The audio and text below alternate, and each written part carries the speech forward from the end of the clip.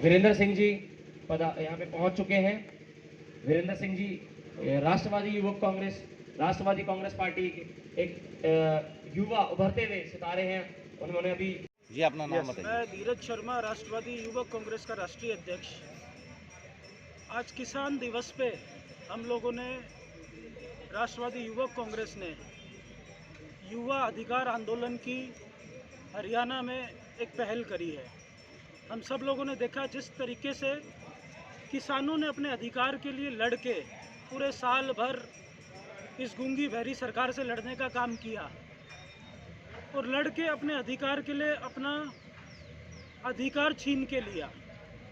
उसी प्रकार से हम किसानों से प्रेरणा लेते हुए इस देश का युवा, राष्ट्रवादी युवक कांग्रेस अब ये पहल कर रहा है कि युवाओं के अधिकार के लिए हम लोग लड़ने का काम करेंगे, जिसकी शुरुआत हमने मध्य प्रदेश के इंदौर से की। दूसरा कार्यक्रम आज हमारा हरियाणा गुड़गांव में युवा अधिकार आंदोलन का आज शुरू होने जा रहा है। हम सब लोग युवाओं के अधिकार के लिए बात कर रहे हैं। जिस तरीके से 2014 में, 2019 में ये केंद्र की सरकार, प्रदेश की सरकार बड़े बड़े घोषणाएं, बड़े बड़े वादे करके आए। युवाओं को रोज़गार देने का काम करेंगे, एक अच्छा जीवन देने का काम करेंगे। युवाओं की बेहतरी के लिए इन्होंने कहा था कि हम बड़ी बड़ी पॉलिसीज़ लेके आएंगे, लेकिन स्थिति बद से बदतर होती चली जा रही है। पूरा देश देख रहा है कि युवा निराशा की तरफ पहुंचता जा रहा है। ना उनके पास रोज़गार है, ना उनके पास अच्छी पढ़ाई होने के बाद एक उचित सम्मानजनक उनके पास कोई भी कार्य करने के लिए है।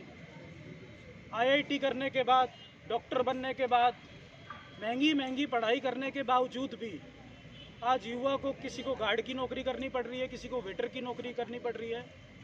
और ये केंद्र सरकार बुरी तरीके से विफल है युवाओं को एक सही दिशा देने के लिए।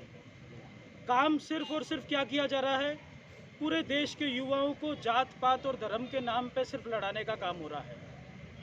युवा को गलत दिशा में देके ये सिर्फ और सिर्फ अपनी राजनीति रोटियां सेकने का काम कर रहे हैं। राष्ट्रवादी युवक कांग्रेस माननीय पवार साहब की विचारधारा पे चलते हुए हम युवाओं के हक के लिए अब इस लड़ाई को एक बड़ा दिशा देंगे। जिस प्रकार से किसानों ने इस लड़ाई को अंजाम दिया, उसी प्रकार से अब राष्ट्रवादी युवक कांग्रेस पूरे देश में सड़कों पे उतर के अब इस लड़ाई का आगाज़ हो चुका है। और मैं सभी देश के सभी युवाओं से ये आह्वान करता हूं कि हमें इस सरकार पे भरोसा नहीं रखना है। केंद्र की सरकार हो, प्रदेश की सरकार हो, अब हमारे को अपना हक छीन के, लड़ के, सड़क पे उतर के अब हमारे को लेना है। माननीय पवार साहब की विचारधारा, राष्ट्रवादी कांग्रेस पार्टी से लोगों को जोड़ेंगे, माननीय पवार साहब की विचारधारा के साथ में युवाओं को जोड़ेंगे। हमें लगता है कि आज इस देश में बड़े बड़े रोज़गार देने के लिए इंडस्ट्रीज़ की सेटअप होने चाहिए, आईटी की सेटअप होने चाहिए, जो पिछले 7 सालों में कहीं पे भी हमने नहीं देखा है। आज प्रधानमंत्री जी के 14,000 करोड़ के घर की ज़रूरत नहीं है, आज हमें हॉस्पिटल्स की ज़रूरत है। कोविड के काल में हमने देखा हर घर से किसी ने अपने आप को, किसी को खोया है।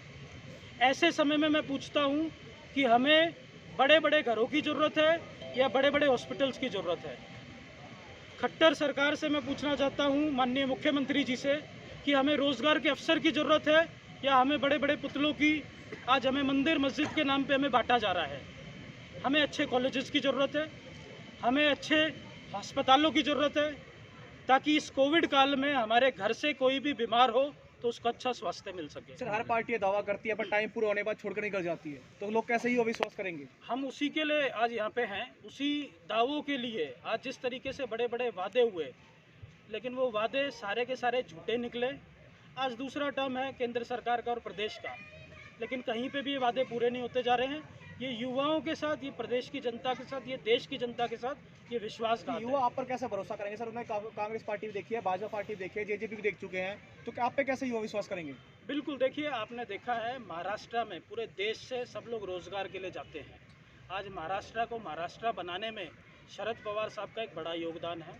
आज उसी मॉडल की हम बात करेंगे और हम ये चाहेंगे कि इस बार सारे पार्टियों को देखने के बाद राष्ट्रवादी कांग्रेस पार्टी पे एक बार भरोसा करके देखना चाहिए।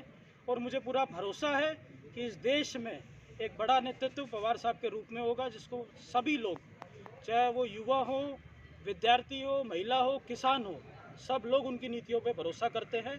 और एक अच्छा युवाओं को एक मौका देना चाहिए और एक अच्छा, हमारे को लग रहा है कि एक अच्छी सरकार की स्थापना 2024 राष्ट्रपति में युवा होगी। देखिए, हम लोग महाराष्ट्र से लेके, केरला से लेके, लक्षद्वीप से लेके, इस देश की तीसरी सबसे बड़ी पार्टियों में से राष्ट्रवादी कांग्रेस पार्टी एक आती है। एक सेक्युलर विचारधारा से, देश को ना बांटने वाली एक विचारधारा, देश की एकता, अखंडता की बात करने वाली एक विचारधारा के साथ में हम लोग चल रहे हैं। और मुझे लगता है जिस प्रकार से हमारे पास 7-8 राज्यों में हमारे विधायक भी हैं, और 2024 तक पहुँचते पहुँचते हम देश की एक सबसे बड़ा संगठन बन के उभरेंगे और पूरा देश पवार साहब की विचारधारा पे, नीतियों पे भरोसा करके उनको नेतृत्व सौंपने की बात करेंगे। Thank you.